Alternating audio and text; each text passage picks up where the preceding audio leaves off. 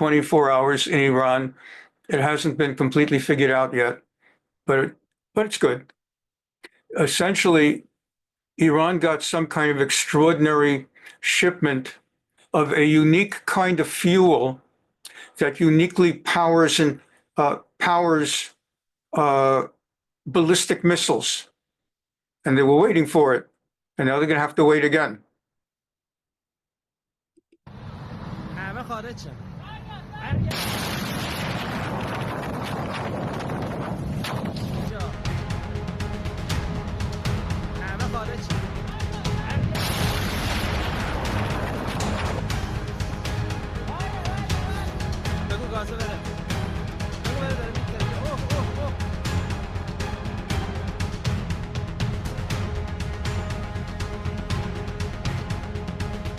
Sinister? What's sinister?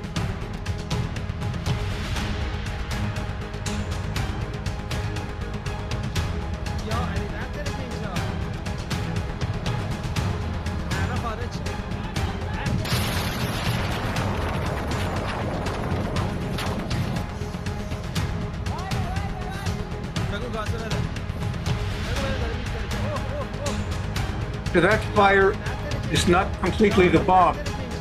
The bomb reinforced it. That's the bomb.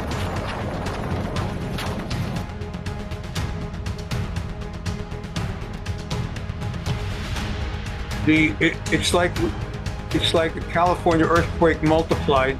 It was felt in cities all around the place, not just neighborhoods. They actually felt it in cities. Okay, we continue.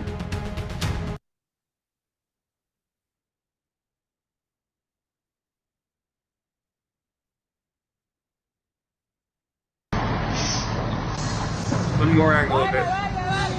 بگو گازه بره. بگو بره داره میتره که اوه یا علی نتره که اینجا.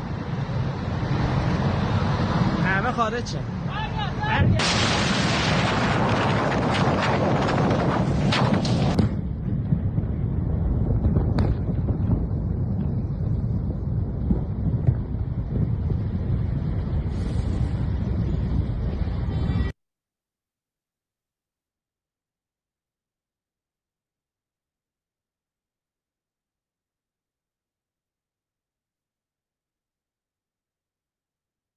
That's the Associated Press. Nothing wrong with the camera. That's the fire followed by this explosion, basically. It's interesting that this guy's still alive, or at least his camera was. Yeah. So this is what happened in Iran in the last 24 hours. And Israel has a strong and long arm. Thank God.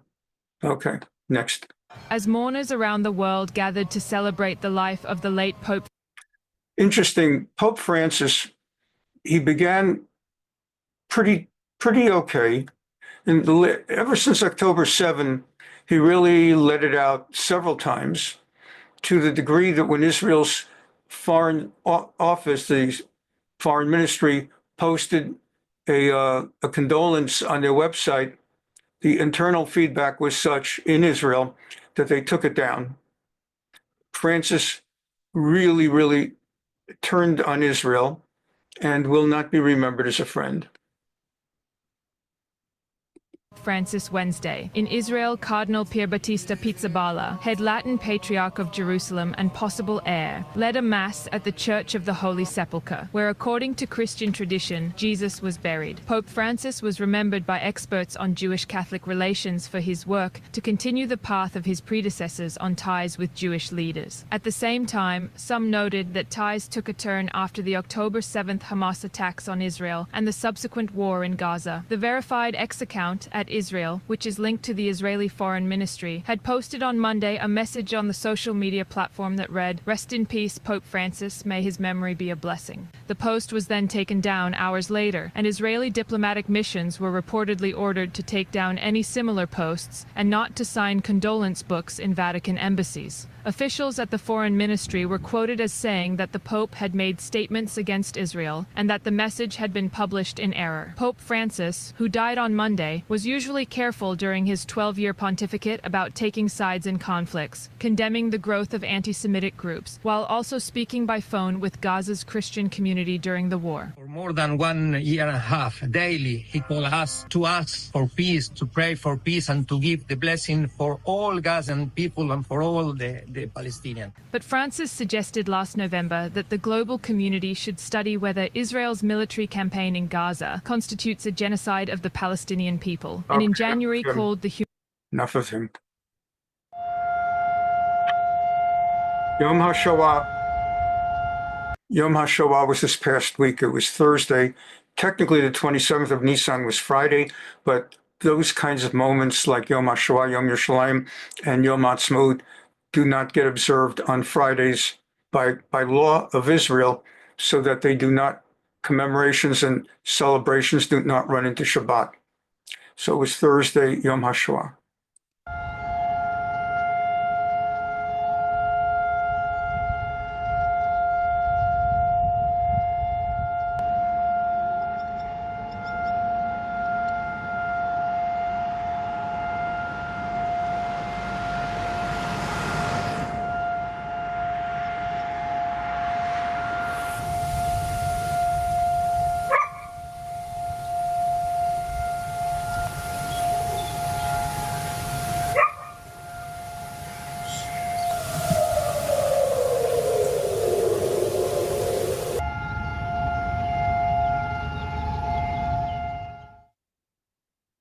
The entire nation, we don't have anything like that.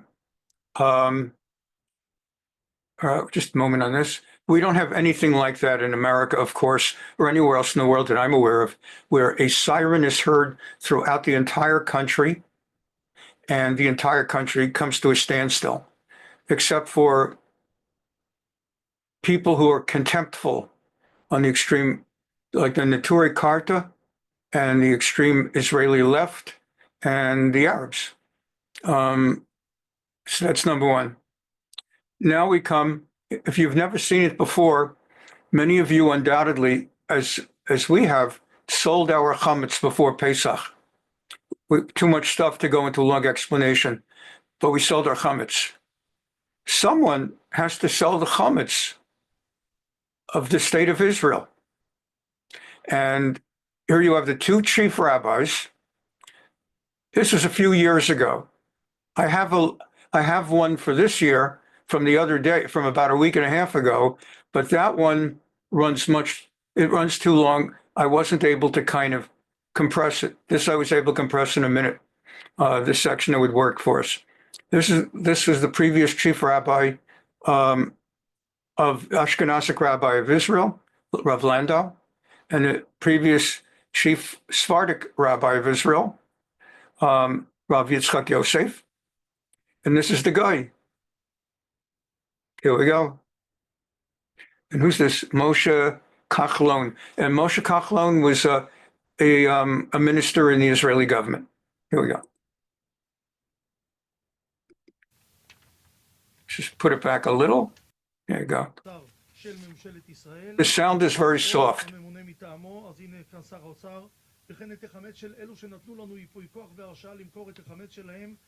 He's reading the, like at a wedding where they read the ketubah, he's reading the certificate of sale. Normally that's not done, but then again, normally an entire country's news media doesn't cover the sale. And this is the guy, I don't know if he's an Arab or what he is.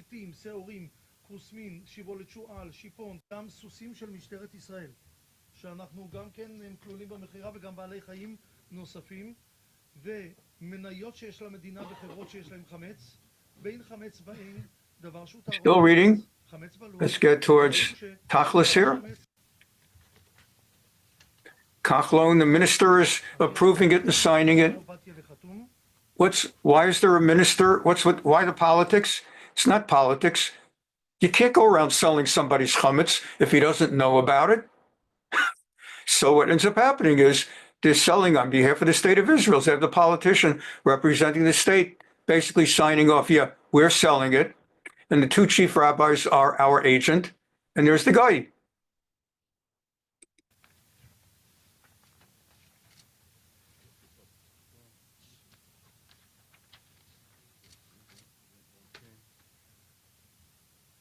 For one moment in time, that guy owns everything in the state of Israel. שהוא בעצם יוצר מחויבות, אז אני מבקש עוד רגע, תן לך את זה עם הכל. אז זו קודם כל מחויבות של תקיעת כף, אני מבקש בתקיעת כף, אנחנו כרגע מוכרים, שים לב, כל הרשימות שמפורטות כאן. אנחנו מוכרים כאן. כן, גם אלה שהזכרנו מקודם. עכשיו, אגב, השכירות שהזכרנו לך את החדרים, אתה קונה את החמץ, כמה יש כאן? And he buys it with money. That's Israeli money. אתה מוכן לספור בבקשה, לומר לי שיש כאן? Here we go. The deal is done, and thankfully we got it back later after Pesach.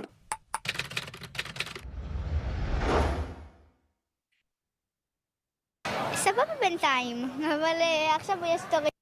In the United States, they always make a very big thing about how Thanksgiving is the busiest day of the year in the airports. So this report briefly points that Erev Pesach is the busiest day of the year in Ben-Gvir Airport. I prefer calling it Lod Airport. סבבה בינתיים, אבל עכשיו יש סטורי עם 4 הרוגים. רגע לפני ליל הסדר, כך נראה נמל... Just moments before the Seder evening, this is what Ben-Gvir Airport looks like. לתעופה בן גוריון ביום שנחשב לעמוס ביותר. It's the day that is regarded as the heaviest day of the year. בכל ימות חג הפסח ולמעשה מתחילת המלחמה. אמרו לנו שיהיה עמוס, ראיתי... Not only that, but this was the most busy day at that airport since October 7. And the kid is saying, or the guy, that they told us it was going to be heavily crowded. And I saw a lot of people there, people having a good mood. And continuing. מלא סטורים, ישראל בידור, דברים כאלה, היום הכי עמוס באפריל, 82,000 איש, הפחידו אותנו ממש. 82,000 people today. ההורים גם אמרו לבוא מוקדם, אז באנו 4 שעות מראש, נקווה לטוב. הרבה זמן היינו בחול, רוצים קצת חופש, קצת להירגע, וזהו, בגדול. Well, we had just been in Israel, outside of Israel, and we were celebrating a vacation, and now we've come back home for Pesach. And Jewish people in America and Israel and all around the world, a very happy Passover. Celebrate God's liberation of the ancient Israelites from slavery in Egypt, guiding them through the prophet Moses on a 40-year journey to a very, very promised land. The story of Exodus, which is retold around the globe and all over the world at every Passover Seder, is a reminder not only of the enduring strength of the Jewish people, but of the importance of putting our faith in Almighty God no matter what the circumstance. To all the Jewish families gathering with friends and loved ones this week, have a blessed Passover, and may God continue to watch over the Jewish people, the state of Israel, and the United States of America. Thank you very much.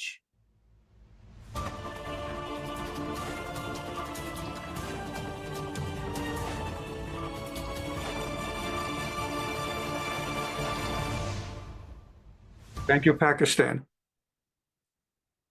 הלחימה ברצועת עזה נמשכת מהאוויר ומהקרקע בשורת... Meantime, in the war, Israel, there were 1 or 2 rockets that came into Ashdod and Ashkelon in the last few weeks, and Israel responded with extremely heavy counterattack. תקיפות בעיקר בהובלת חיל האוויר. במרחב ח'אן יונס כוחותינו תקפו את המחבל חסן עבד אל-פתח מחמוד אסליח מארגון הטרור חמאס, שלצערנו נפצע בלבד. המחבל... The reporter says on behalf of Channel 14 that the Israelis got their hands on a major terrorist. And then he says, this is not how it's reported in other TVs in other parts of the world. He says, so they got this terrorist who, to our great disappointment, was captured alive. Think of that. במסווה של עיתונאי ובעל חברת תקשורת. Now, this guy is a journalist. He's one of the Hamas journalists. He's a journalist, and he's also a member of Hamas. And then when Israel kills guys like that in bombings or arrests them, the Arabs all go crazy, and the United Nations, UNRWA, European Union. What about freedom of expression and freedom of press? How can you arrest a a bona fide journalist. He's a member of Hamas. He's like not just a sympathy of Hamas, he is Hamas. פעל תחת חטיבת ח'אן יונס, פשט לשטח הארץ והשתתף בטבח הרצחני של הארגון He was a journalist. He worked in Khan Yunis, that's 3/4 the way south towards Egypt, and he was part of the October 7 invasion. He actually was, so he says he was there to report it. באוקטובר, ולאורכו תיעד והעלה לרשתות מעשה בזיזה, שריפה ורצח. And he was there reporting and showing film of the raping and the setting fire to people and the mass murder.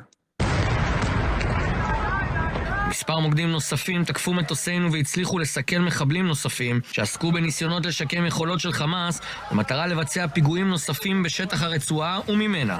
כוחות הקרקעיים, חיל רגלים, הנדסה ושריון ממשיכים בשהייתם במספר מוקדים ברצועה. The point being that Israel is still operating in great capacity. The IDF is still intensely operating in Gaza all over the place. And we don't hear about it that much.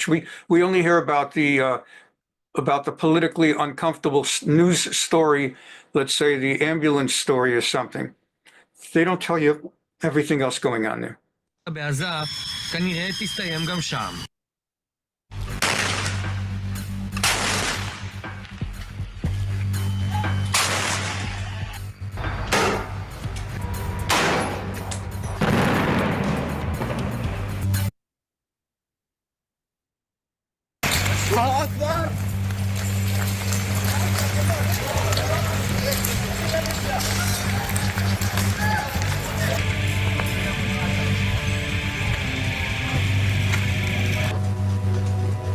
This was a big story among those who like to attack Israel.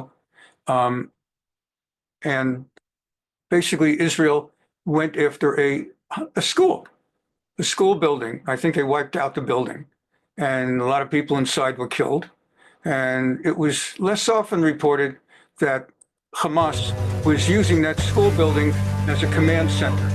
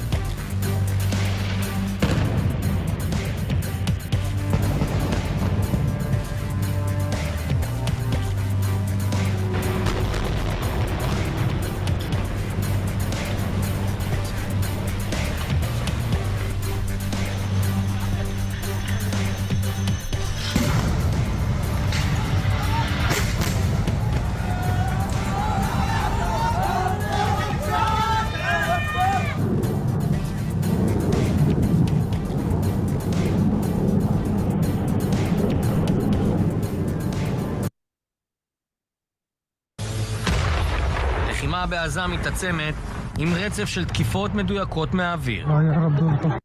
The war in Israel has resumed full blast, with Israel attacking specific pinpointed targeted sites in Gaza.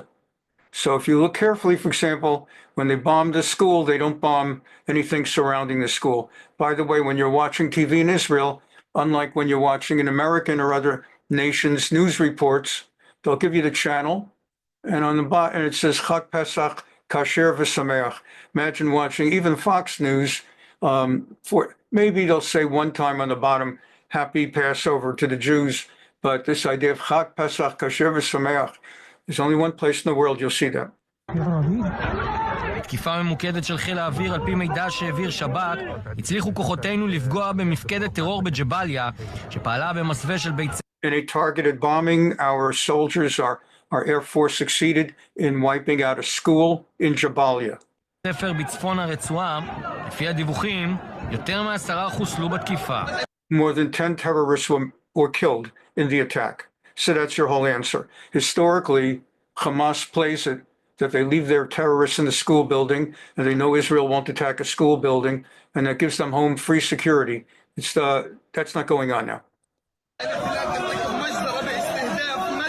The guy's saying the occupation forces have perpetrated a slaughter when they bombed this innocent school in the Jabalia camp in northern Gaza.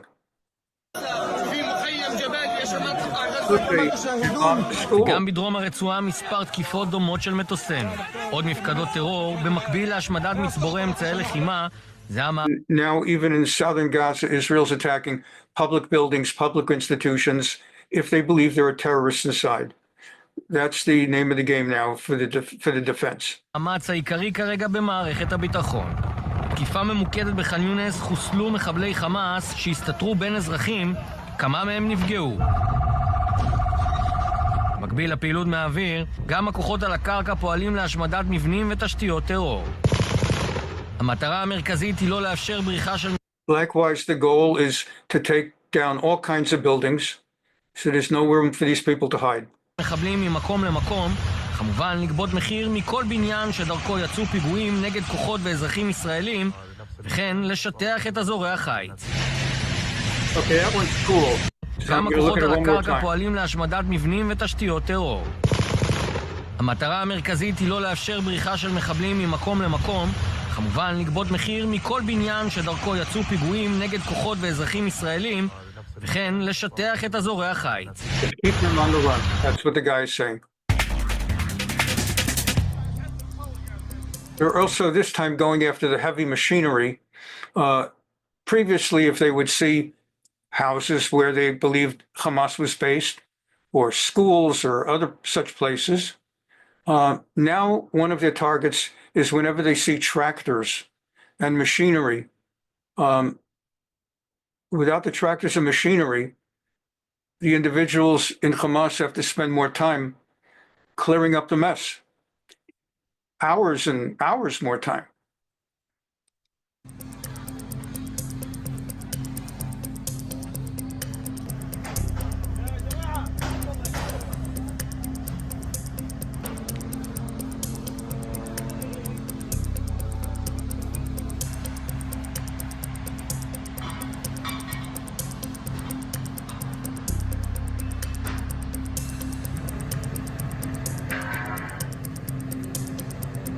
تخدمنا تقيم الردم في الشوارع تعزل علينا طلع Keyword in all of this, if you obviously we have no sympathy for this guy and we'd love to find him under the ground soon enough. But the interesting thing of Mr. Khalil Nasser is that in telling us his point of view of what happened, he refers to the fact they need these heavy machinery to retrieve the martyrs from under the rubble. That's all we need to know. الشهداء من تحت الانقاض توسع علينا على قال نعمل لنا بيت اوضه خيمه من فوق بيوتنا اجى الاحتلال هيو هدمها ودمرها لنا وما زال الاحتلال بدمر فينا.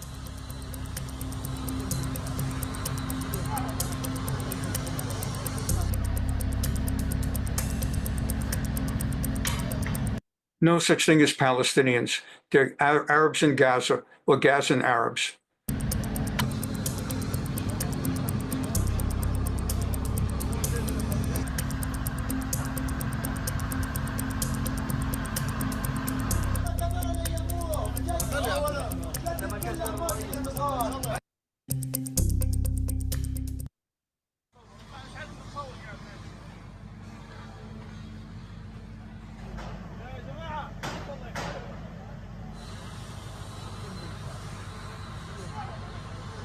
These 10 bulldozers that were destroyed used to serve Jabalia city in the northern governorate of Gaza. They served 300,000 people. These bulldozers removed the rubble. The rubble is still in the streets, and we can't move.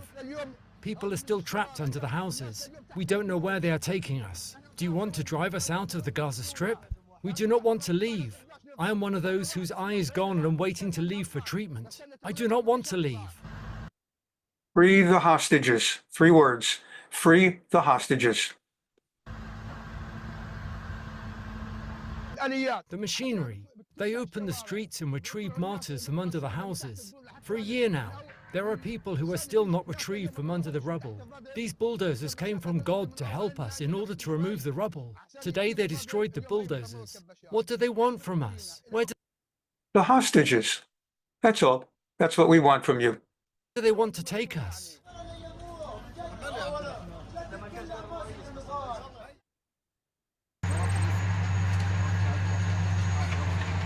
Meanwhile, Israel has introduced unmanned bulldozers.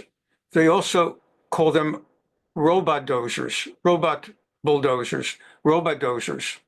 And they do the work of regular bulldozers without having someone in the bulldozer exposed to Arabs shooting at him.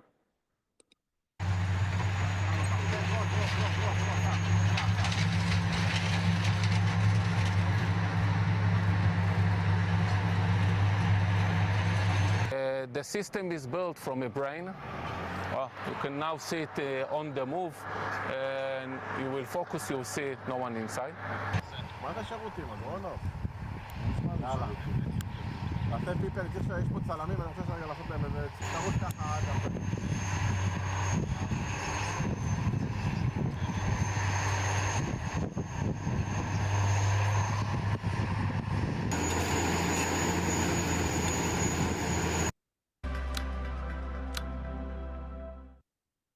Since 1948, Israel has fielded a frighteningly effective military machine. Israel boasts one of the most technologically advanced military stockpiles in the world and one of the world's most effective workforces. The D9 bulldozer has maintained its strong position in the Israeli military's armored vehicle lineup. The D9 bulldozer has excelled in complex operations throughout the Gaza Strip amid the ongoing conflict. And now, the Robdozer, an unmanned robotic version of Israel's dependable D9 bulldozer, has entered the war arena.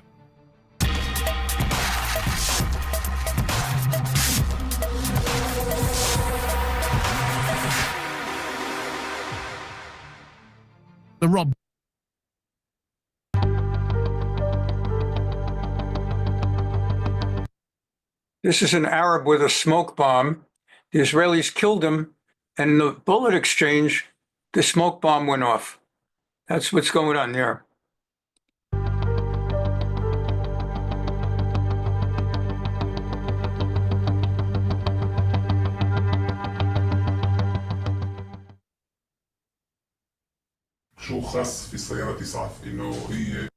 During the time we were away, there was an international incident in which Israeli soldiers in the middle of the night shot people in two or so, maybe three, definitely two ambulances. And in all, 15 Arabs were killed. And of course, this subjected Israel to worldwide international opprobrium and everything, opprobrium. And then you ask yourself, so why did they shoot people in ambulances? That's not nice. Well, we know that Hamas hides in school buildings, just saw one case in Jabalia. And we know that they hide in mosques and in residential apartment buildings. They actually use the rooftops as rocket launchers to shoot into Israel. And nothing is off limits for them to use people as human shields. And they have a history of transporting murderers of theirs in ambulances based on the international recognition that you're not supposed to shoot up ambulances. So in the aftermath, there was so much publicity about it. Israel had killed 15 Arabs who had been in ambulances. And the way it was shown in the news is that all 15 were humanitarian rescue workers. No one really picked up on the idea that 6 of the 15 were Hamas. And in the middle of the night, you can't really go and walk up to 15 guys on the road and ask, which 6 of you are Hamas? Because you're going to get shot to death.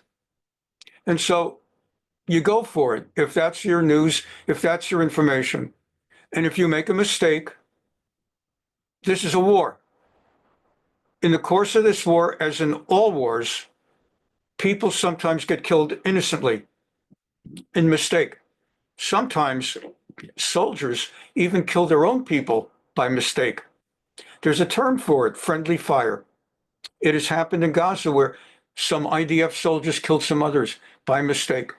There was a very horribly sorrowful and beyond incident where the soldiers actually chanced upon some Jewish Israeli hostages being held by Hamas and misinterpreted, thinking that those guys were actually Hamas. And they killed them only to find out they accidentally had killed hostages who they almost were able to free, but for the friendly fire tragedy.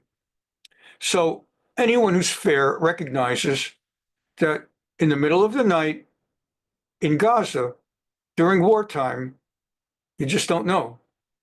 And if there are 6 murderous Hamas guys, in light of October 7, they've got to be wiped out.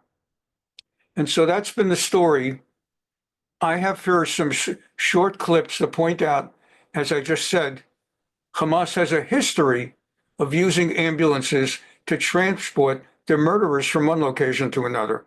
Here, Israel has been interviewing one of the Arabs they got from October 7, and he's being interviewed. And in the course of a much longer interview in custody, what's so special about ambulances?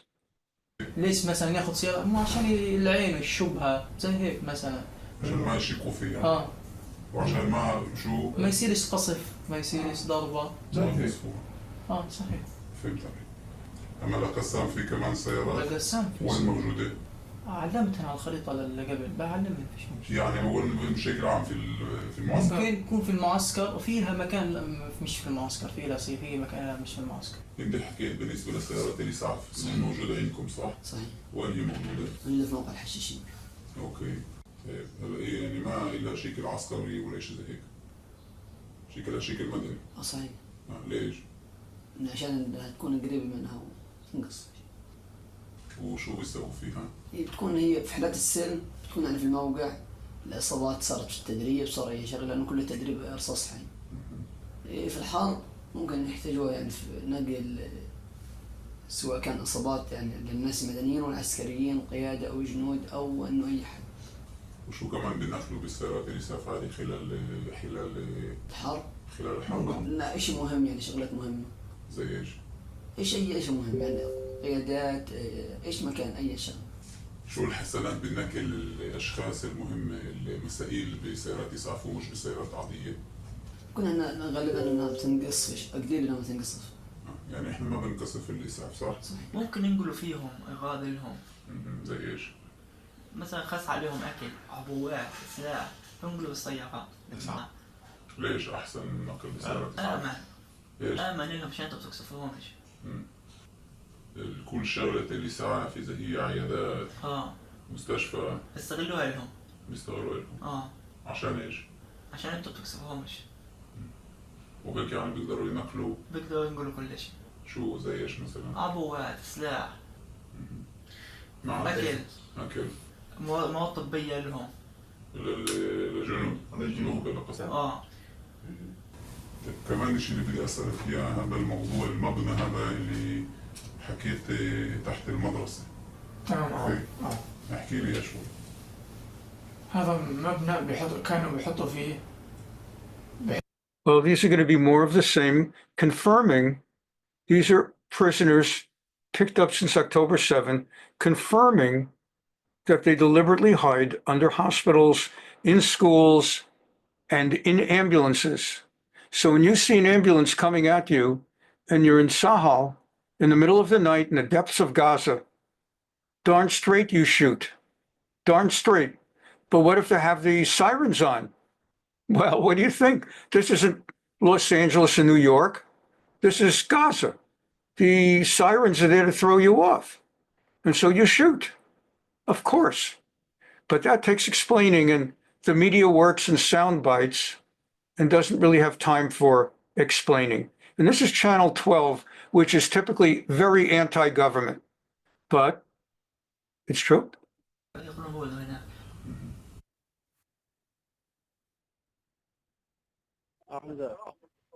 Some of you may even remember this from a year ago. Israeli intelligence intercepted Arab communications. And here's what they heard.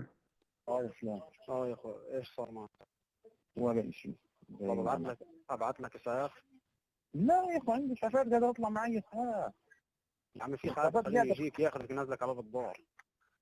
يا عمي ما انا في اسعافات بتطلع وبتنزل قادر اطلع مع اي اسعاف بس مش انا الفكره. واذا مش قادر تحرك السياره وفيش عندك اسعافات كلمني على البدر عشان ابعت لك اسعاف. يا راجل بطلع معي اسعاف يا زلمه يعني بطلع الاسعافات تتحرك وبيجي. I mean, basically, he's telling you if he's a high enough, if he's a high enough ranking Hamas leader, the ambulances in Gaza are like Uber for him. Just call an ambulance; they'll be there in 5-10 minutes. There's an ambulance.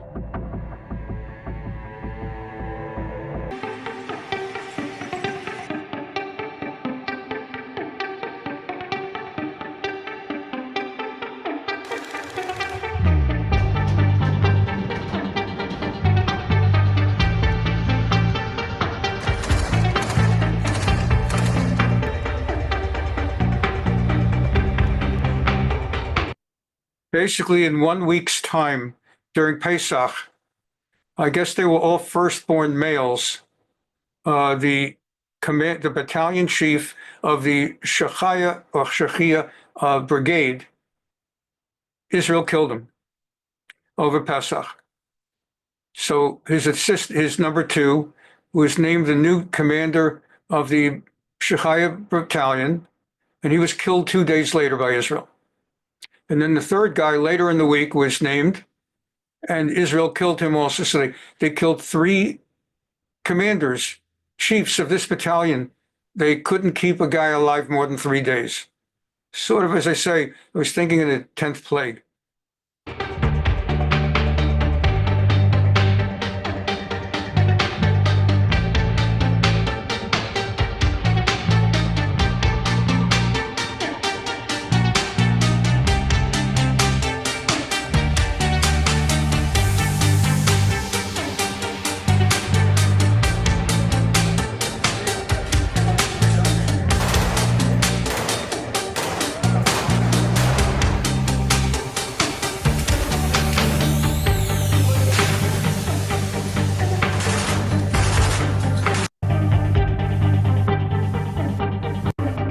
Let's just get that back.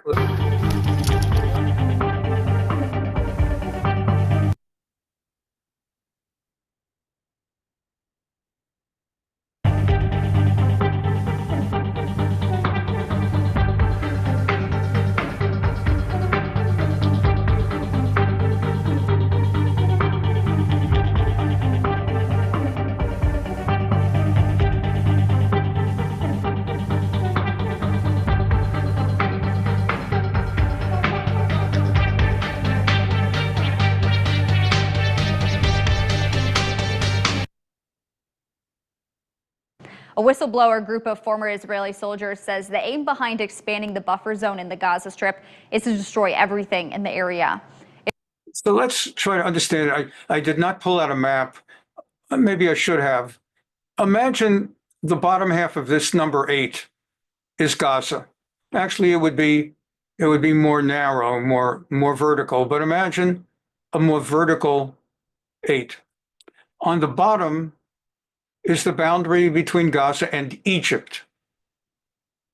On the top is a boundary between Gaza and Israel. And on the right is more boundary between Gaza and Israel, and that is where October 7 happened. The attack, primarily on the 3 kibbutzim, was on the southeast of Gaza. That's where they went. They did not go on the north. That was covered and protected because of years upon years upon years of attacking there. They had not previously done the same as much on the south, east. And this side is the Mediterranean Sea. So Israel, what you have is you have Rafah. Let's say this is central Gaza. Then you have like Khan Yunis, that county or region. And then you have Rafiah or Rafah. So, and then on the very bottom is a corridor before Egypt called the Philadelphia Corridor. What Israel has done is they've built a brand new corridor, the Morag Corridor, And everything underneath the Morag corridor and the south, the Philadelphia corridor, is Rafiah or Rafah. And they're all penned in now, nowhere to go. But more importantly, they can't get out and no one else can get in there. So Israel is basically squeezing them. Last time we met a few weeks ago, we saw Israel has also now, let's use the word occupied, has occupied, I don't know whether they plan to continue liberating it, both of these areas, along the Mediterranean and along the border with the kibbutzim. So they're now, Israel has driven out all the Arabs from inside that border or corridor, and they're squeezing them in. They're squeezing them in. And that's what's going on. With the understanding you want to get out, and fine, we won't stop you from doing that. But they're squeezing them in order to prevent them. Once Israel cleans out an area, they don't want Arabs going back in there and bringing stuff and starting all over again. Israel has dramatically expanded its footprint in the Gaza Strip since relaunching its war against Hamas last month. It now controls more than half of the territory and continues squeezing Palestinians into shrinking wedges of land. Israeli soldiers tell the Associated Press they were ordered to destroy homes, farmland, irrigation pipes, crops, and infrastructure. Rights groups say it's now uninhabitable. And that's the idea. The idea is to make it so uninhabitable that once people this time are disarmed and their communications with Hamas are broken, that there doesn't end up being yet another round where the IDF follows them up north, kills them. And meantime, a whole new repopulation has started yet again down south. So that's what's going on here. We continue.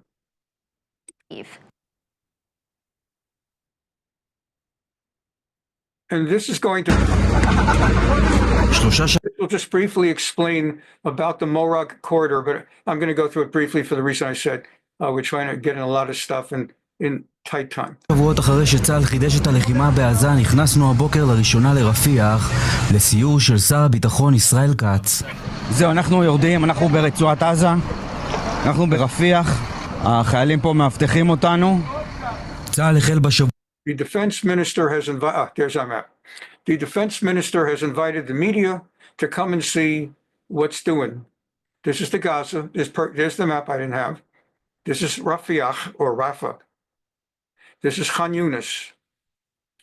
So until now, the border was with Egypt along the Philadelphia corridor, and now they've built the Morag corridor. So this all is no man's land, and they've driven out the Arabs from here. It's uninhabitable. And Gaza just got smaller. And there's also a corridor here now and a corridor there. So Israel actually now is occupying 50% or more of Gaza. שבוע שעבר בבניית ציר מורג בדרום הרצועה שתכליתו לנתק את רפיח מח'אן יונס, תנועה של חטיבות 188 גבעתי וגולני שנועדה לחתר את חטיבת רפיח של חמאס. הפעולה הזאת היא באה למנף את שחרור החטופים. And that's a defense minister, and we'll go on. I've pretty much given you a précis of what was going to come up.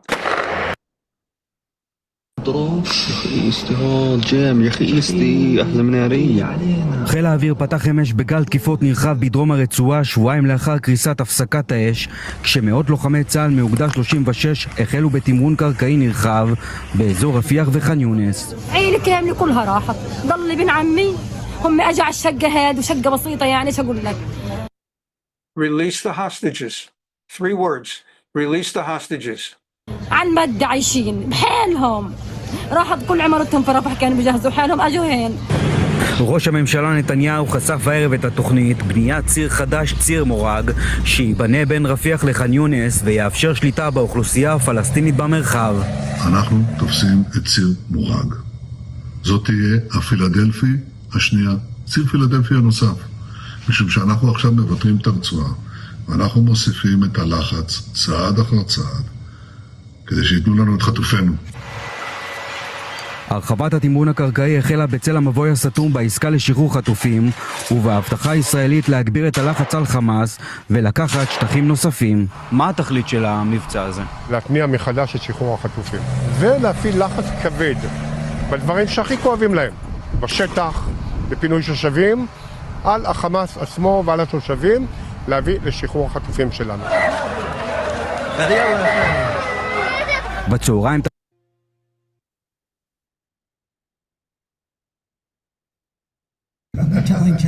Mr. President, on Iran, you said the other day that if they do not agree to a potential nuclear deal, that it would be very dangerous for them. What specifically well, they did you can't mean? have a nuclear weapon. Did you mean military action, though, if they don't agree? Oh, if necessary? Absolutely. Yeah. Do you have a deadline for these talks? Yeah, I do. You're talking about with Iran? Yes. Yeah, I do. Do you want something definitive this weekend, or do you see this as the start of a process? It's a start. Do you have a timeline? We have a little time, but we don't have much time. Who is he starting the Because we're not going to let them have a nuclear weapon. Can't let them have a nuclear to be weapon. there, Mr. President? And we're going to let them thrive. I want them to thrive. I want Iran to be great. The only thing they can't have is a nuclear weapon. They understand that. But with Iran, if it requires military, we're going to have military. Israel will obviously be very much involved in that. He'll be the leader of that. But nobody leads us. We do what we want to do. On the subject of U.S. troops stationed in Europe, do you have any plans to reduce the number of U.S. troops in Europe or in other NATO countries? Well, good. I mean, it depends on each country.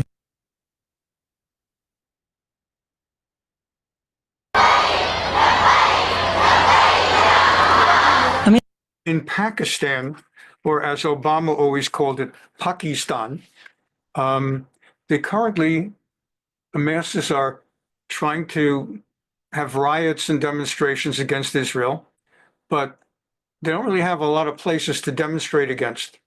So they go after Kentucky Fried Chicken. Since KFC for them is a symbol of America, that's where the Pakistanis have their jihad is the only solution. Notice these two, by the way. Jihad is the only solution. That means religious war. And right now, ceasefire now. That's a picture for the ages. Because a ceasefire is step one to massacring all the Jews. And we can't breath since 1948. So here we go. And they've got the watermelon, which is a symbol of the Arabs in Gaza for some reason. But they're at Kentucky Fried Chicken. מלחמה בישראל מציתה מחאות בכל העולם. בפקיסטן היעד בשבועות האחרונים הוא רשת המזון המהיר KFC.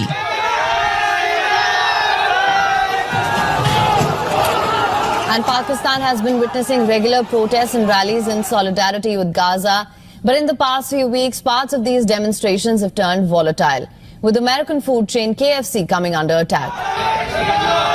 כבר שבועות ארוכים שאלפי מפגינים מגיעים לסניפי הרשת האמריקנית ברחבי המדינה ומוחים נגד התמיכה של ארצות הברית בישראל. פלסטין פלסטיניयों का है Israel नाजायज रियासत है पूरी दुनिया फलस्तीनियों के साथ यकजहती कर रही है और Okay, you get the idea, and that's why we're demonstrating against Kentucky Fried Chicken. Safety. כל עוד המלחמה כאן נמשכת, כל סמל אמריקני באזור יכול לשמש מוקד הפגנות, וכפי שראינו בפקיסטן, זה עלול גם להיות קטלני.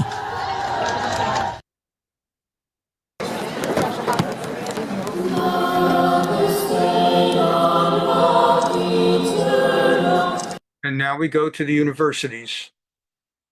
Over the last 2-3 weeks, it's been busy. Thanks, Stephen. We want to get to some other news that we're following about a Vermont resident who's been detained by ICE in Colchester while he was taking the next step in becoming a U.S. citizen. Now his friends in Vermont are doing their best to find out exactly. This is Vermont. Vermont, of course, is a state where Bernie Sanders and another one like him, Peter Welch, they're the two U.S. senators.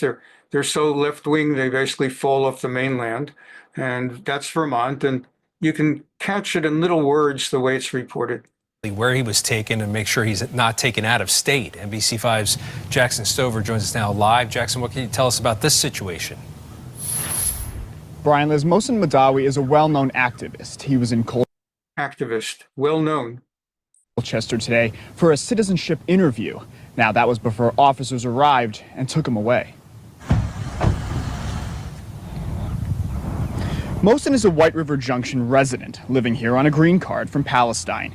He's also a Columbia University. That's all you need. Thank you, Channel 5, NBC in Vermont.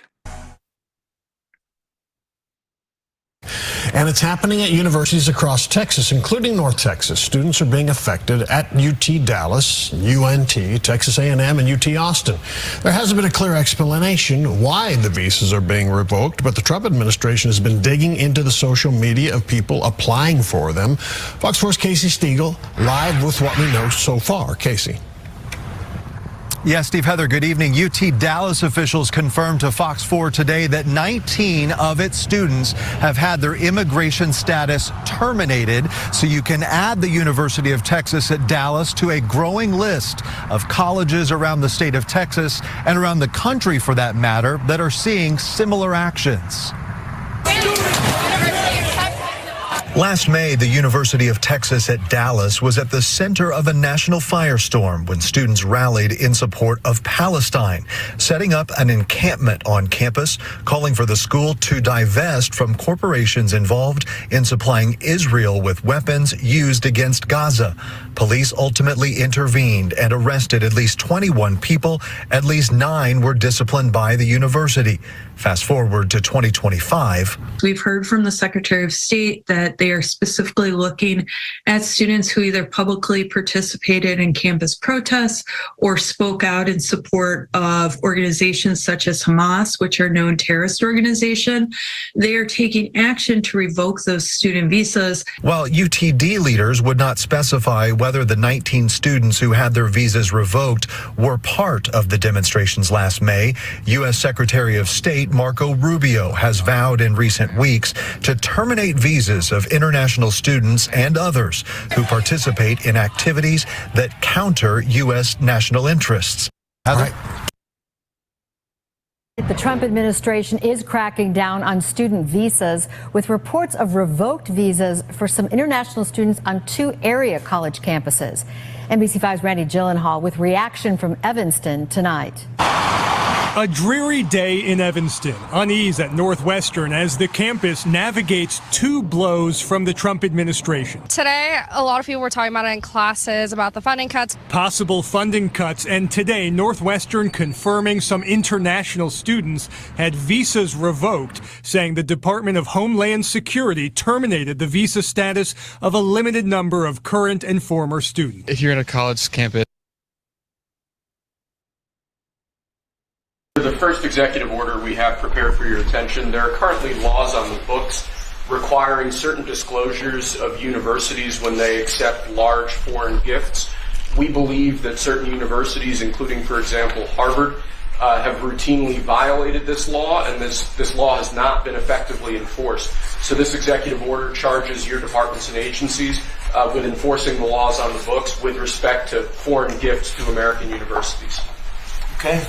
Thank you. Thank you very much. The first executive order we have prepared for your attention, there are currently laws on the books requiring certain disclosures of universities when they accept large foreign gifts. We believe that certain universities, including, for example, Harvard, have routinely violated this law, and this law has not been effectively enforced. So this executive order charges your departments and agencies with enforcing the laws on the books with respect to foreign gifts to American universities. Okay. Thank you. Thank you very much.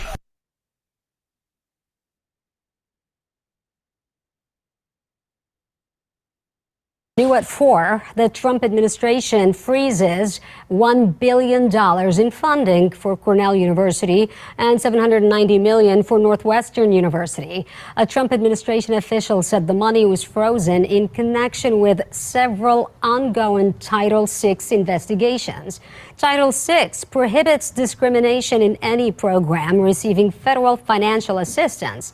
Cornell said in a statement it has not received any info that would confirm the $1 billion figure. However, they have received more than 75 stop work orders from the Department of Defense. Northwestern University told CNN they also hadn't received any official notification from the federal government. Meanwhile,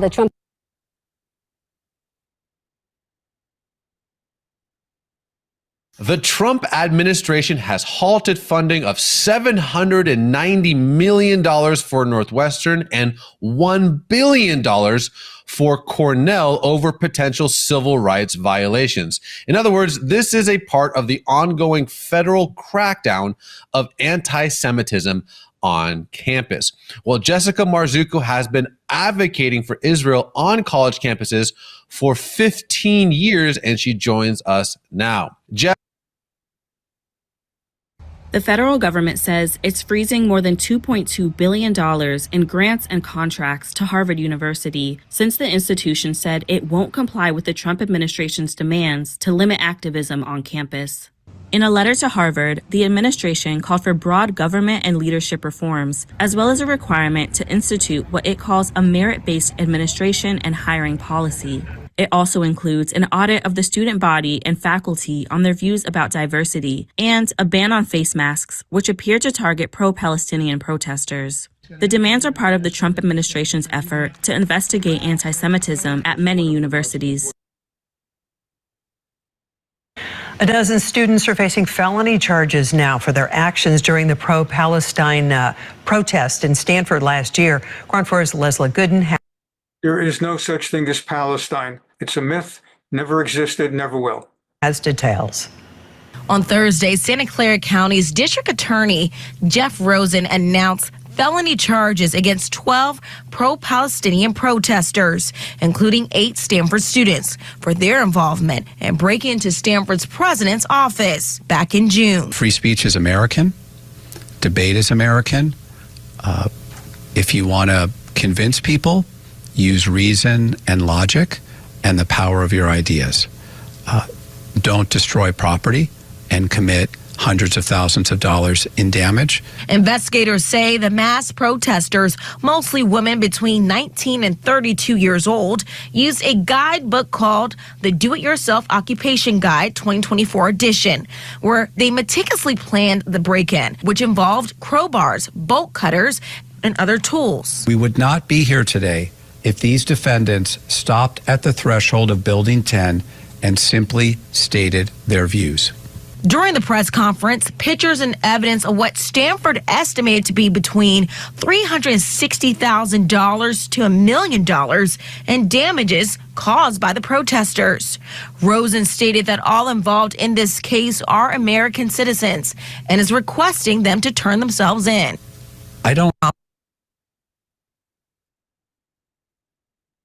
Itamar Ben-Gvir, that's this guy, is a cabinet minister in Israel, minister of police and of the jails, the prisons. When he came in, even Arabs from Hamas used to describe Israel's prisons as day camp and summer camp. They were fed very, very well, gourmet food, lots of TVs, lots of sports equipment, and they really were living the good life. The joke used to be that every time Israel would capitulate and agree to release Arabs back to Gaza, half of the Arabs in those prisons would refuse to leave. So Ben-Gvir came and he instituted changes. He's very right-wing. He has something like 9 seats.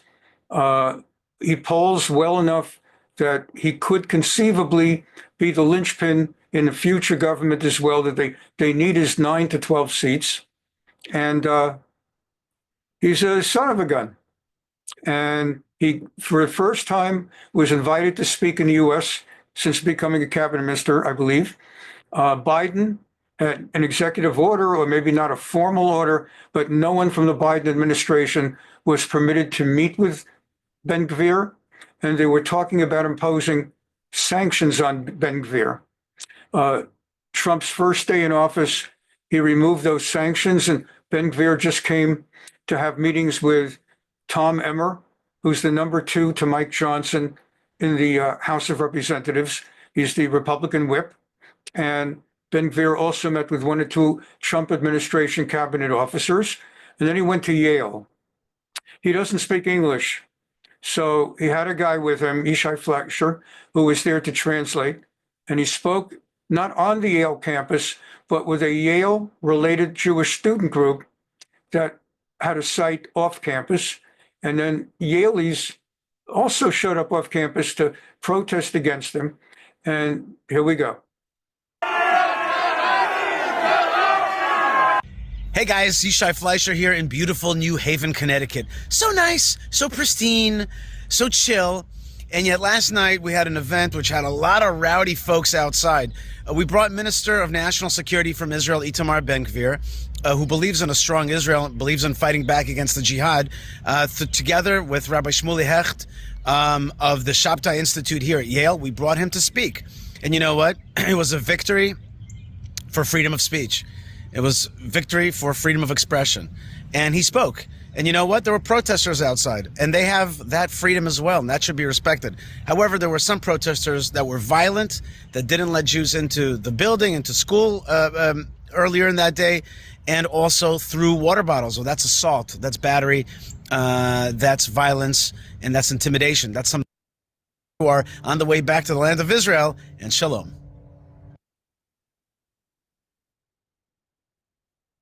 80 years of occupation. 80 years of annexation. 80 years of annexation. Middle East. From the belly of the beast.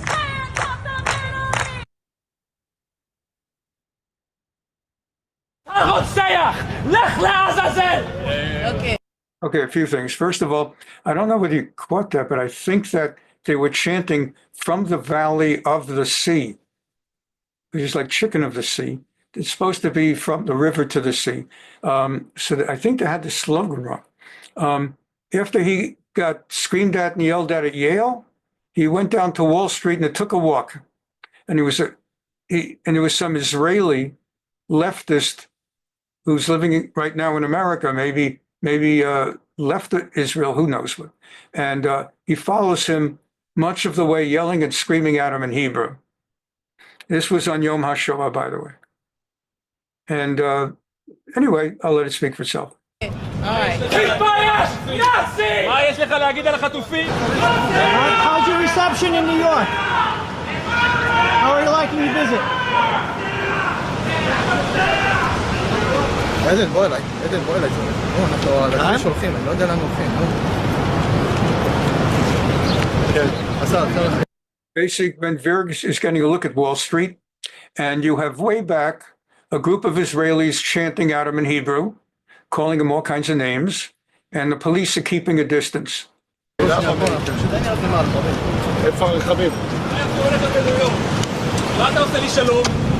מה אתה עושה לי שלום? סוף סוף יש שמאלנים כאן. מה אתה אומר? אתה יודע כמה שמאלנים יש פה? אתם מעט כאן, אפילו בניו יורק אתה יודע כמה שמאלנים יש פה? אפילו בניו יורק אתם מעט. מה אתה אומר? אתה ממש צוחק ביום השואה, זה ממש מצחיק. ממש מצחיק יום השואה. אפילו בניו יורק אתה מעט. למה אתה מקלל ביום השואה? מי מקלל ביום השואה? למה אתה עושה פרובוקציה ביום השואה? מי מקלל ביום השואה? למה אתה לא מתבייש ביום השואה?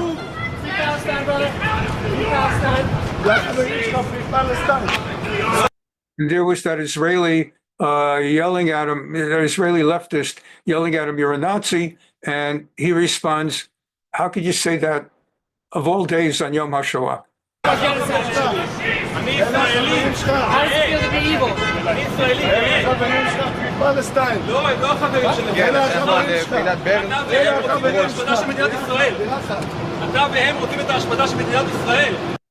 So that's two Israelis having a street conversation in downtown Wall Street on Yom HaShoah.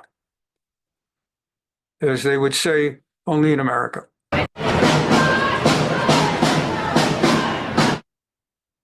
Now, a new lawsuit claims a big-name Palestinian-American businessman provided help to build infrastructure in Gaza that went on to aid Hamas, that went into committing the October 7th massacre.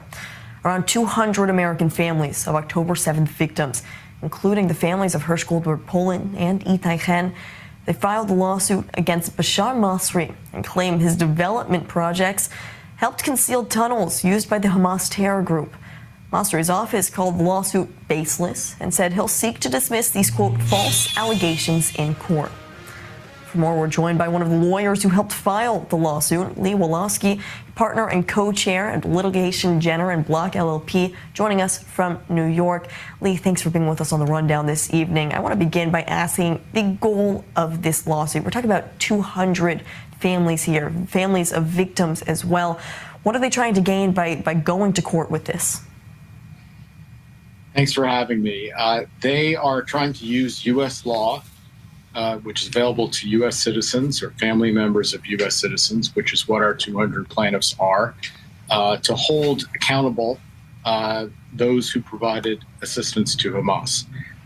Again, this is a remedy that's afforded by the U.S. courts. If you provide knowing and substantial assistance to a terrorist organization such as Hamas, in this case, the defendant's properties were allegedly riddled with Hamas infrastructure, tunnels, missile launching sites, etc. Under those circumstances, American citizens can go to court in the United States and seek both compensation and accountability.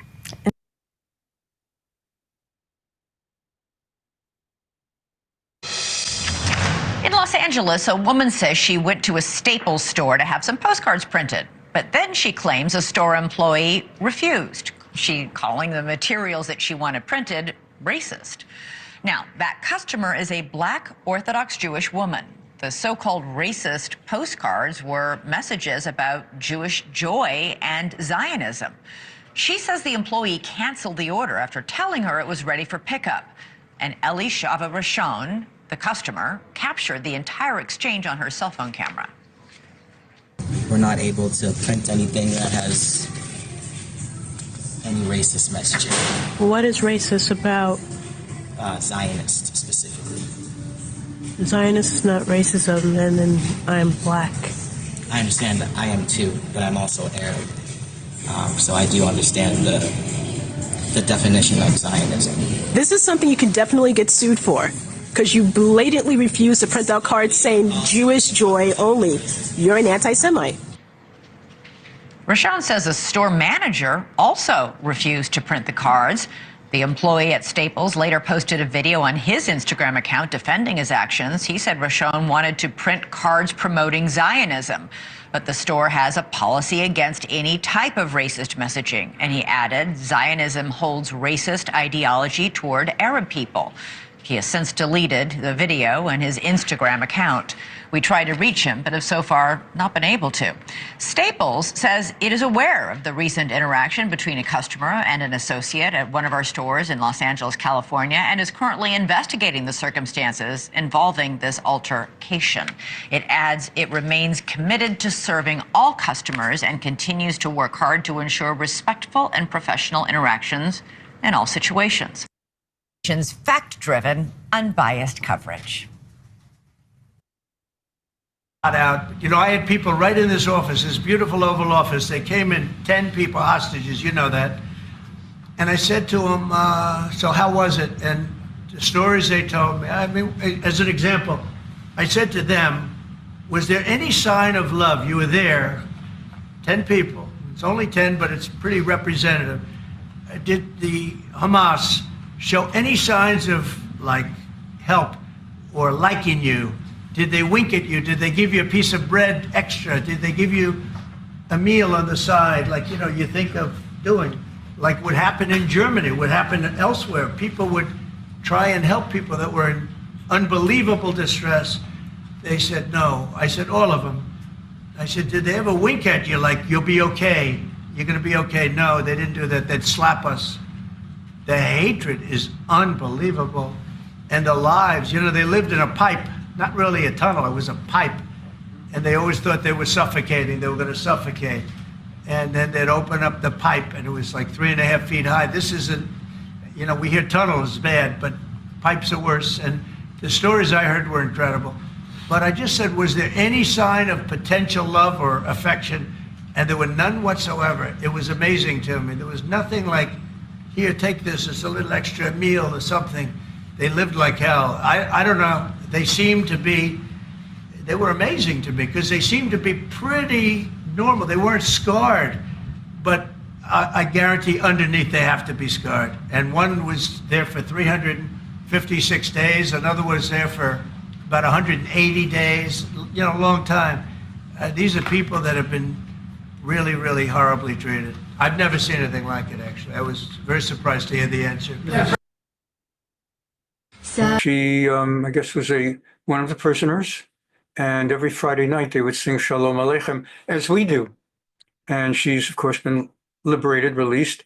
And she was presenting, here's what we used to sing every Friday night. And let's do that again. Now do we have an explanation? Salam alaikum, alaikum salam, malaikum for min malik, malik yomadi, la ilaha illallah. In other words, in order to be able to welcome Shabbat on Friday night, without the Arabs, all of them in Gaza know Hebrew, and they know English. And without them hearing that they're welcoming the Jewish Shabbat, the people in prison, in hostage situations, sang Shalom Aleichem in Arabic, so that they would be sure, with the words inoffensive to the Hamas ears. Salam alaikum, alaikum salam, malaikum for min malik, malik yomadi, la ilaha illallah. Salam alaikum, alaikum salam, malaikum for min malik, malik yomadi, la ilaha illallah.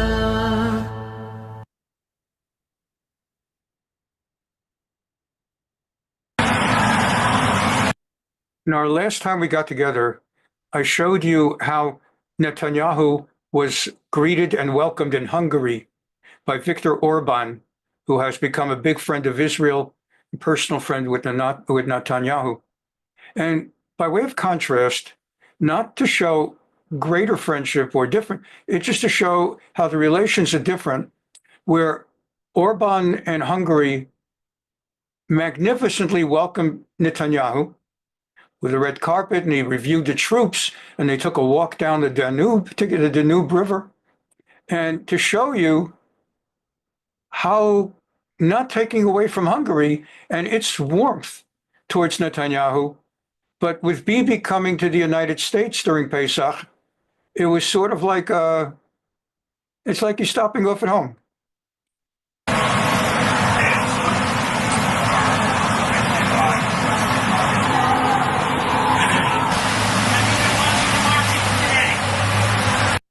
And they were showing when Zelensky came to the White House, it began very nice, and then it went off track in the Oval Office.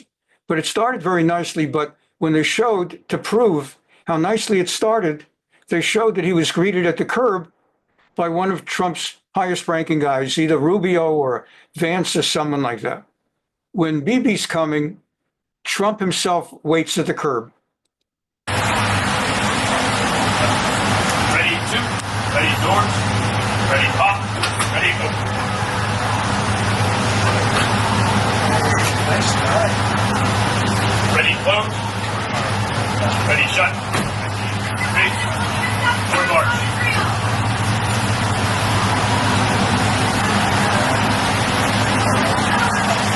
march.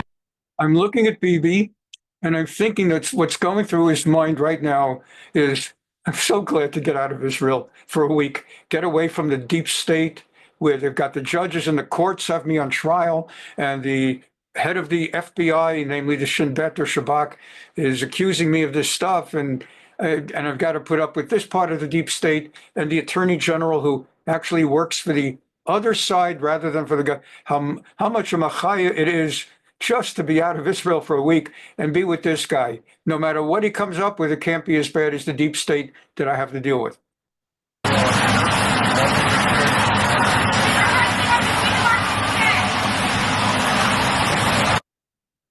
Rubio, Pete Hegseth, the defense. Not sure who that is. Oh, that's the campaign man. That's his chief of staff. That's Mike Waltz. And that's Witkoff. And that's a picture of them. I guess, do they change the pictures every time someone comes? And now he's signing in to the visitor's book.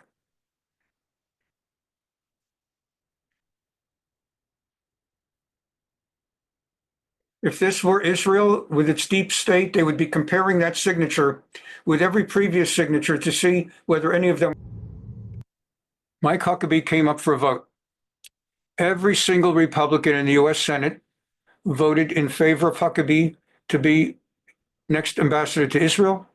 Every single Democrat but one voted against Huckabee, including the so-called Israel-loving Zionists like Jackie Rosen of Nevada, and Elise, Jewish one, just got in Illinois. It'll come to me in a moment. But every single one, Jews included, of course, Schumer, and of course, if he even calls Sanders a Jew altogether, they all voted against Huckabee because Huckabee, during the hearings, said he would not be in favor of a two-state solution, that all that land belongs to Israel. So every Democrat voted against him, except you can figure, now what Democrat would vote for him? John Fetterman. So it was 53 to 45, and he got it. Mr. Markey, no. And that was the vote. And let's go to 42, 40, 56 here. Let's go to 42. All right. The yeas are 53, the nays are 46. The motion is agreed to. The clerk will report the nominations. Nomination, Department of State, Mike Huckabee of Arkansas to be ambassador to the State of Israel.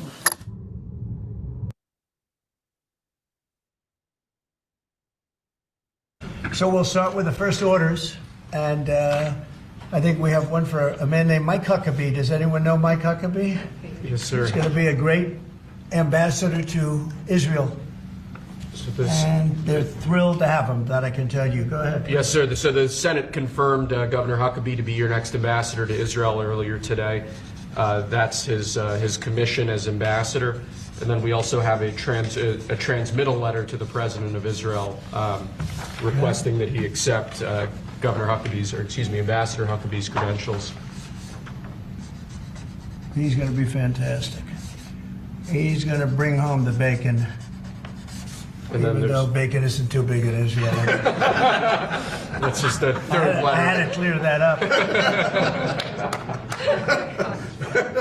Well said. Okay. Thank you, sir. Congratulations to Mike Huckabee. Next, sir. This.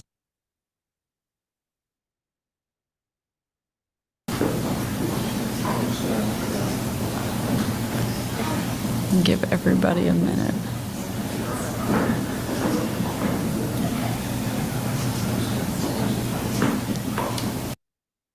Of that, then my dad being willing to enter back into public service, put everything aside and take this very difficult and challenging role on than this. And I know that you will do such an unbelievably incredible job in this role as you have done in everything you've ever taken on.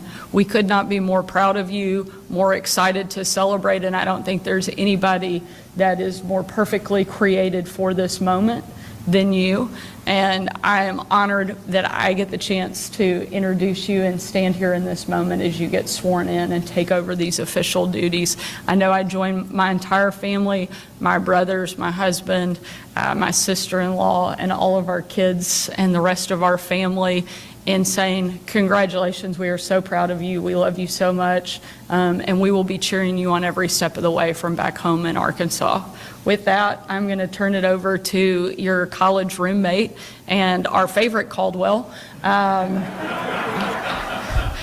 Rick, who, if any of you know their story, the very first time my dad ever had the chance to go to Israel was right after high school graduation, where Rick and my dad had the opportunity to visit Israel and several other countries. And the Bible that my dad will actually be sworn in on, he brought back to my mom, and she carried in her wedding, I carried in mine, and we were both sworn in as governor on this Bible. Came from that very first trip that he got to go on with you. And my dad has said many times that it is the only place that you can ever go for the very first time and feel like you're going home. And so what an incredibly full circle moment. And with that, I will turn it over to Rick to offer up a word of prayer, make a few comments, and then see you officially get sworn in. We're proud of you, Dad.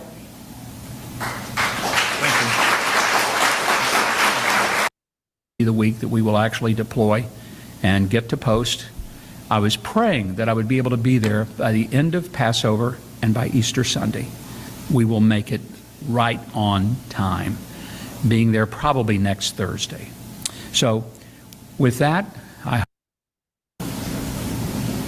place your hand on the Bible. Raise your right hand. I, Mike Huckabee. I, Mike Huckabee. Do solemnly swear. Do solemnly swear. That I will support.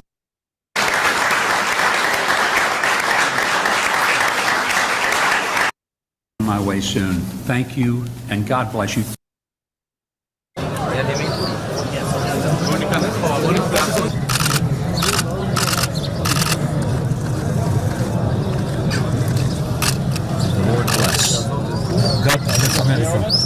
Those are his initials, DT, right there in the corner, and he wrote that with his own hand last Thursday. And he sent me to place it here. So I do so with the best wishes of the President.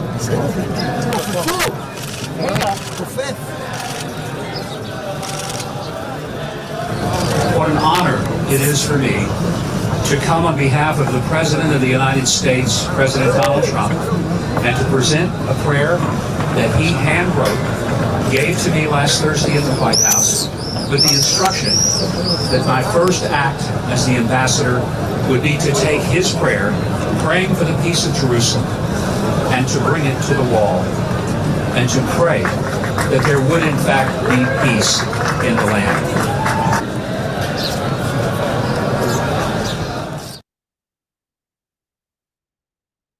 All right, it's a pleasure. Thank you. I'm going to lower this a little bit. There we go.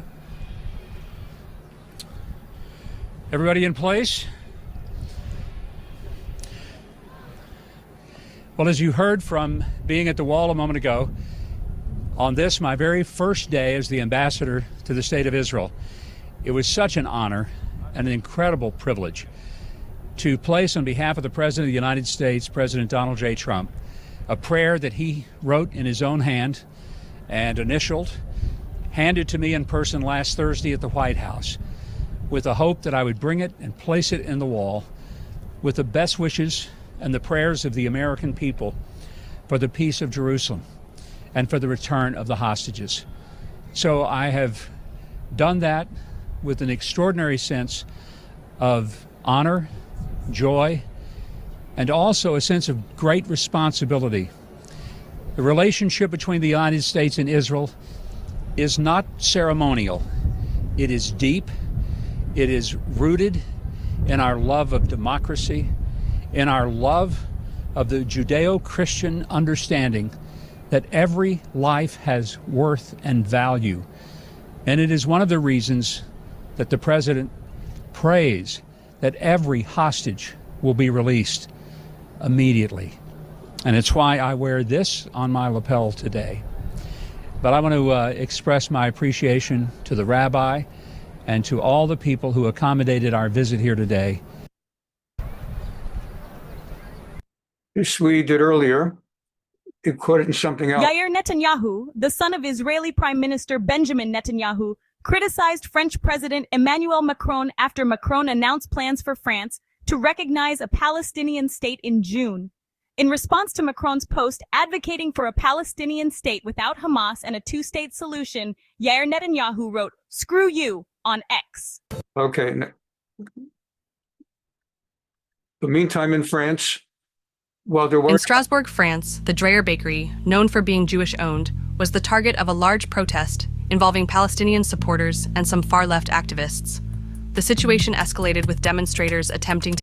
So while the head of France is talking about an Arab state in Judea, Samaria, in his own backyard, people are attacking a Jewish bakery. They're not anti-Semitic, they're only anti-Zionist. And that's why they're attacking a Jewish bakery. to enter the bakery, though they were restrained by police presence. This incident has sparked a broader conversation on anti-Semitism, political activism, and community relations. The country of Lebanon has banned the new Disney Snow White movie for one reason and one reason only. And it would be understandable if they were banning it because it is so bad. I was reading yesterday that it's still on track to lose more money than any other movie in history. And definitely, no question, it will lose more money than any previous Disney movie, but perhaps even more than things like Heaven Can Wait, that disaster. It's and it raises a deeper question of whether it's time for movie studios to stop being woke and to start giving people good stories that they want. But Lebanon didn't even get that far because a main actor is an Israeli. One of the two leading roles in the film is an Israeli superstar, Gal Gadot. Well, musician Kareem Basili, who was born and raised in Lebanon, joins us now. And that interview, coming on. That lady says is absurd. Now, more. While we were at Pesach, the Maldives, or Maldives, I believe, which is, as I understand, a very beautiful place. And a lot of Israelis go there because it's kind of closer, I guess, than America. I don't know. But they're now banning Israeli visitors in solidarity with the Arabs of Gaza.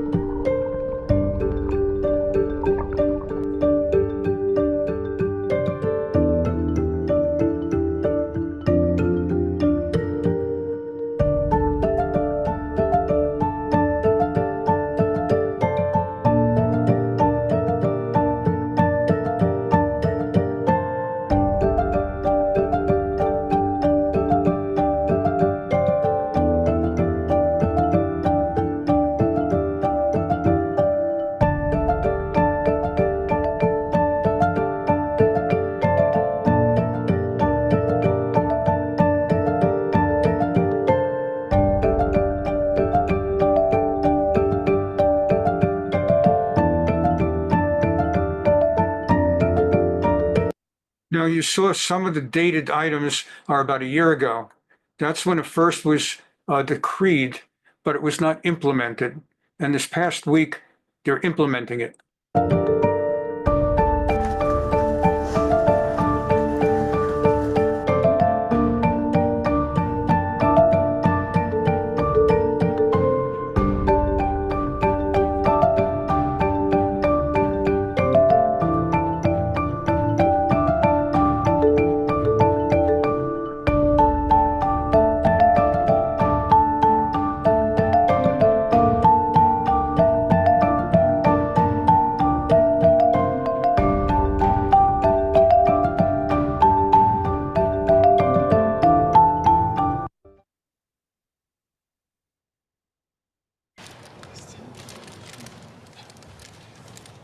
One of the Israeli hostages taken by by Hamas is a Russian Jew. He came from Russia. Like there are American Jews in Israel, there are French Jews in Russia. They're an exception to the way we hate the French.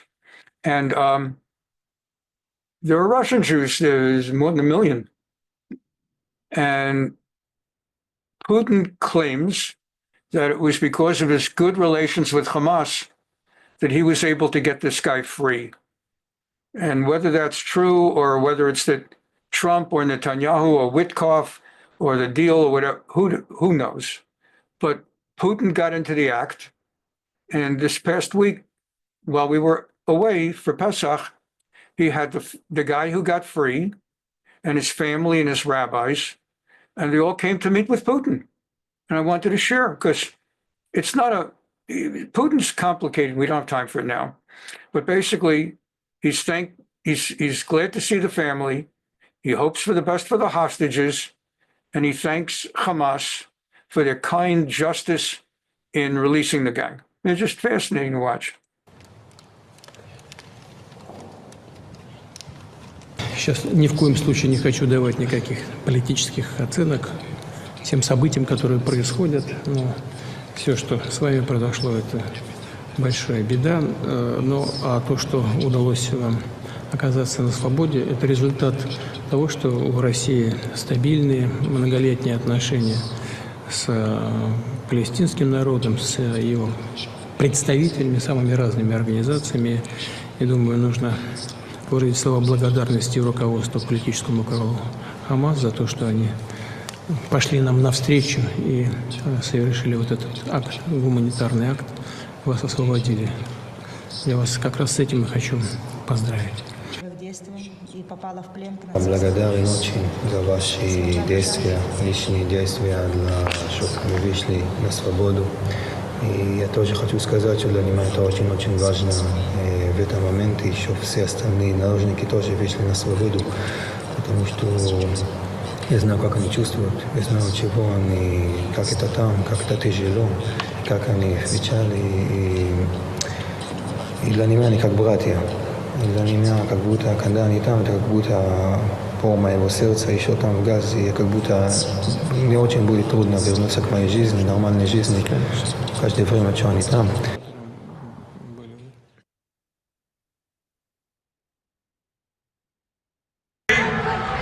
We have more income.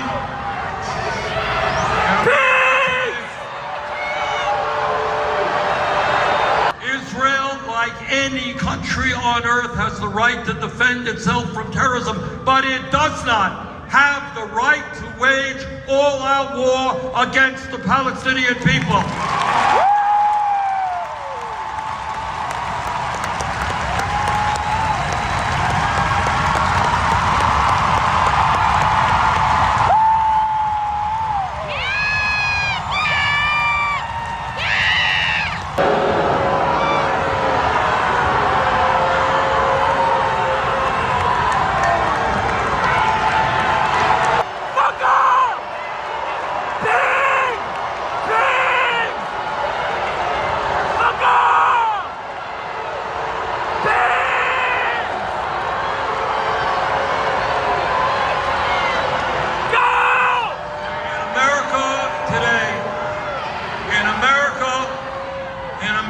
Today, we have more income.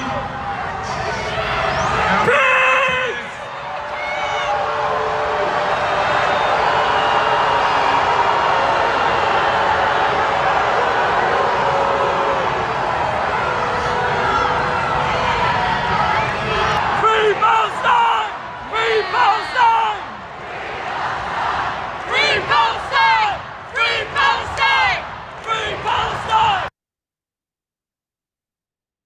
I'll tell you just a little bit of what's going on in America that you're not going to see on corporate media and you're not going to hear on the halls of Congress. And that right now in America, we have two Americas. We have on top one America in which the wealthiest people, the top 1%, have never, ever had it so good.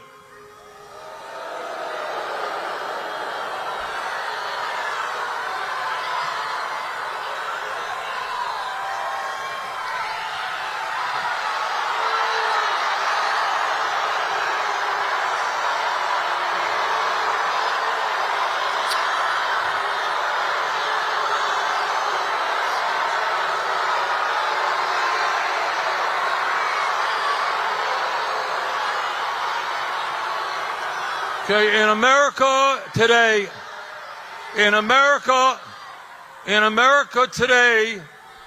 we have more income. In America today,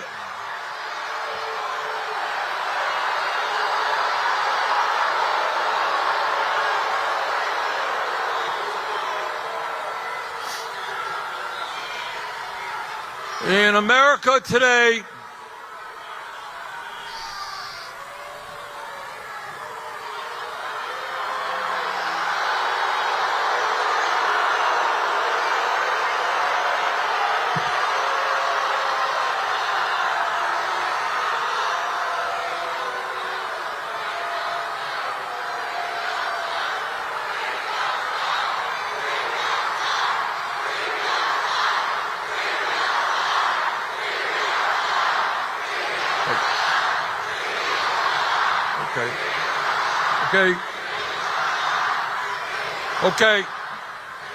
All right, let me move on to, I know that this is a sensitive issue, something I am leading the effort in Congress. But I do want to say, hold it. What we have also got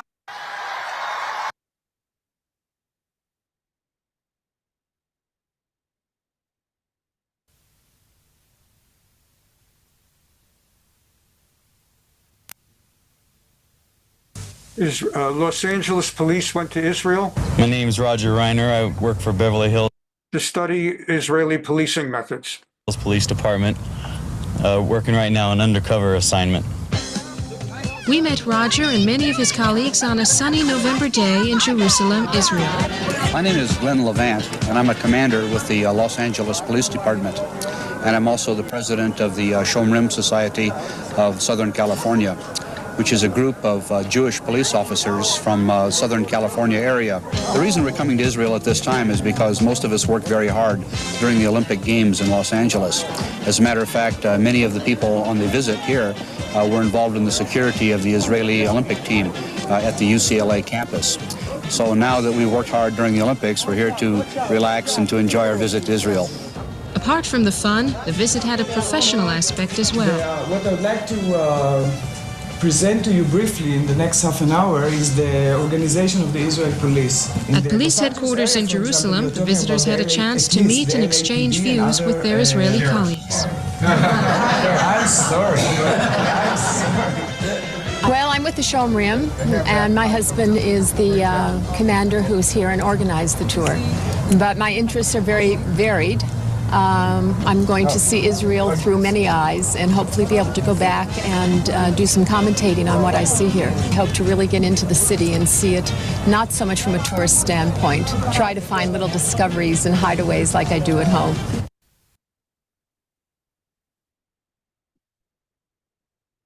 Two or three weeks ago, I honestly think that Hitler was a good guy. 2 or 3 weeks ago, we met. By the way, we're winding down now. We're on the last 2 or 3 things. 2 or 3 weeks ago, we met Bryce Mitchell, who became nationally known in the mixed martial arts for having praised Hitler, and it caused quite a stir. So this is what happened this past week while we were away. I think that Hitler was a good guy based upon my own research, not my public education indoctrination. I really do think before Hitler got on meth, he was a guy to go fishing with. I don't even want to be around anymore. He's playing a lot, but he's not doing much. There it is. Left hook to the body. Look at this. Another choke attempt. Oh, that's tight. Real tight. That's tight. There's the tap. And Mikhail Oleshchuk now with them as well. There's a girl on the team that lost one fight. The knockdown here. Left hook, straight right hand, right to the chin. Left hook, and here comes the right hand. Boom, straight down the pipe. What can I say? It's always nice to see a fisherman take a bad turn like that.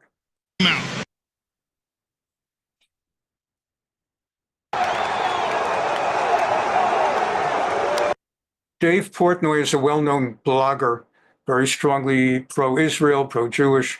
So he was at ringside.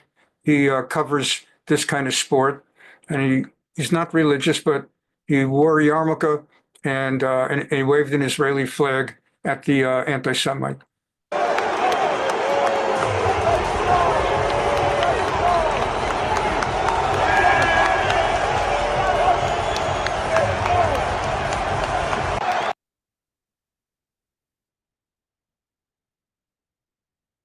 John Silver said, you might have to retire this weekend due to brain damage you'll take in this fight. Curious you have a response for those remarks. I was born with brain damage, brother. I'll be all right.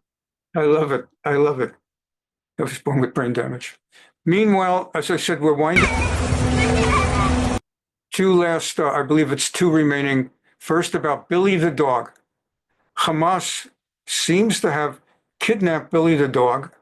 Or maybe Billy the dog, I don't know, but they brought him back from Gaza to reunite with his family.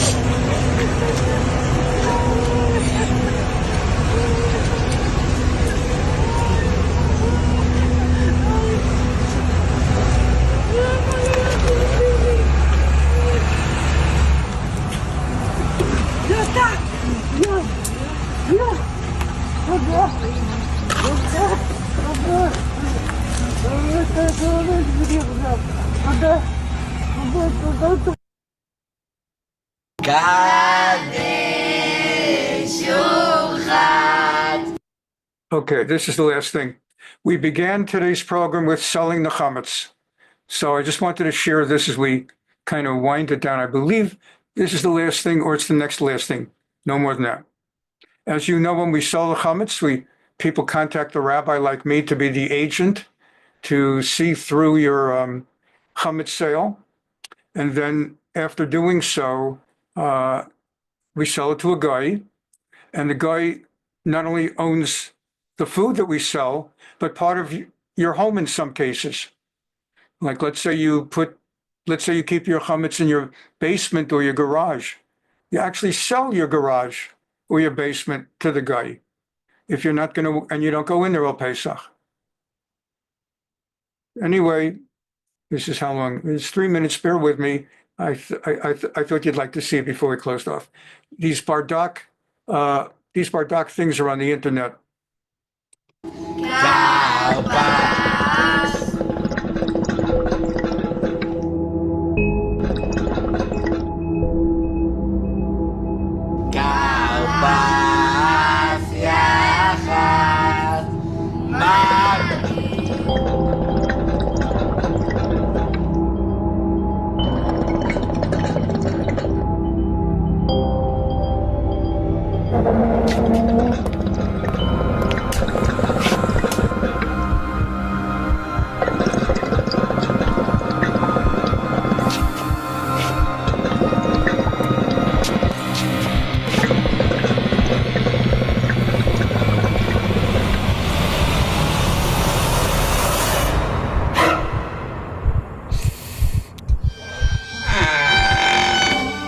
أهلا بعلى بيت إيش دخل عليك كريم.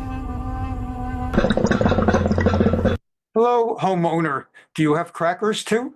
What are you doing here?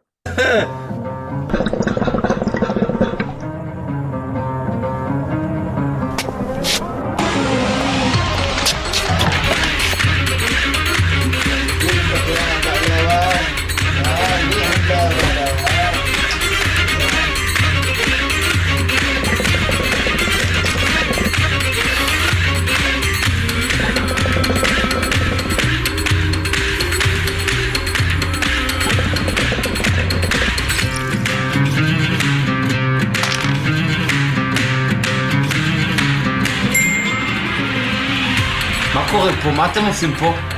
What's going on here? What are you doing here? Alan, hello, hello. אהלן. אתה מכרת חמץ לגוי? You sold your chametz to a goy, right? מכרתי? אני הגוי. The goy, Mahmoud, nice to meet you. מחמוד, נעים מאוד. מה? אני לא באמת חשבתי שתבוא. אני לא A second, I didn't expect you to actually show up. And... הבנתי, אתה מכרת? Well, wait a second. You sold it to me or you didn't sell it to me? הוא לא מכרת. אני מכרתי, אבל אני לא חשבתי ש... Well, I sold it, but I didn't think that... היי, למה הוא לוקח בסיר? הוא מטריף לי אותו. אתה מטריף אותי. אתה מכרת עם סיר גם כן. You're bothering me. I bought this pot from you also. לא. אני מכרתי את זה לחומרה. No, I sold it based on a Talmudic severe restrictive ruling, but I didn't give you a pot. And his response, no, not l'chumra, l'mahmud. לא לחומרה, למחמוד.